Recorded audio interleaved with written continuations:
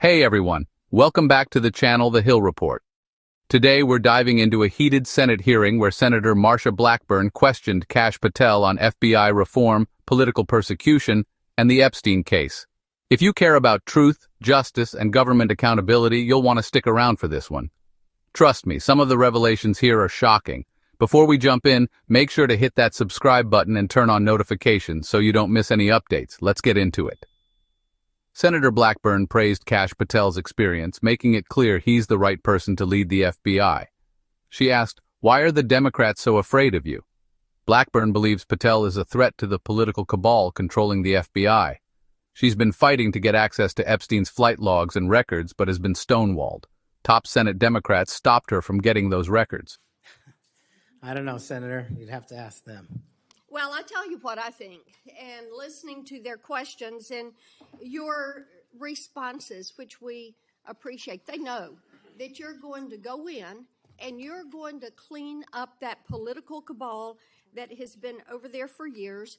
You are going to reposition the FBI to its core mission. You stated that earlier in this hearing, and there will be no more political persecutions and no more two tiers of justice, and they have liked having two tiers of justice. They have enjoyed it, and it has helped them.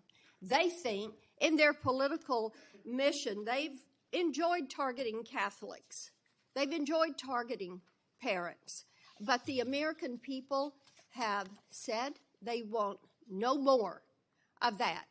And our colleagues know you're going to clean it up. I want to talk to you about the Epstein case. I have worked on this for years, trying to get those records of who flew on Epstein's plane and who helped him build this international human trafficking, sex trafficking ring. Now, earlier I urged then Chairman Durbin to subpoena those records, and I ended up being blocked by Senator Durbin and Christopher Wray. They stonewalled on this.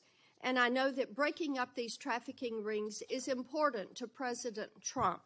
So will you work with me on this issue so we know who worked with Jeffrey Epstein in building these sex trafficking rings? Absolutely, Senator. Child sex trafficking has no place in the United States of America, and I will do everything, if confirmed as FBI director, to make sure the American public knows the full weight of what happened in the past and how we are going to countermand missing children and exploited children going forward. Thank you for that. Our major topic, political persecution. Blackburn pointed out Patel's family fled Uganda to escape persecution. I do want to touch on the political persecution. I find it so interesting that they feel like you would carry out political persecution.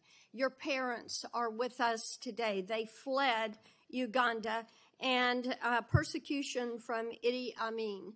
And I think that with your background and given your family's history, that you would never move to political persecution. Is that accurate?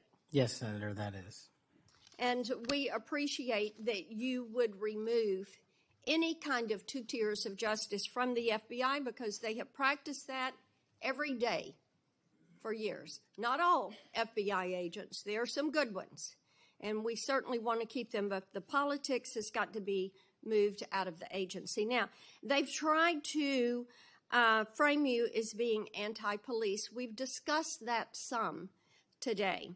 And I know that you grew up working with NYPD officers in your community. And I know that law enforcement groups, including the National Association of Police Organizations, have endorsed your nomination. And on top of that, your brother is a law enforcement officer. Is that accurate? Many of my family are, yes, Senator. Nunes memo exposing corruption in the DOJ and FBI during the Russia investigation. It was backed up by Inspector General reports and special counsel investigations. Go to the Nunes memo. You were the principal author of the Nunes memo. Is that accurate? Yes, me and staff. Thank you.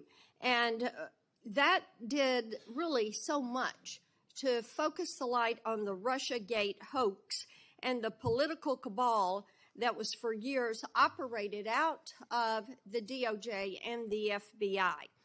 And I know that there are some that felt like that memo was not accurate. We know now differently.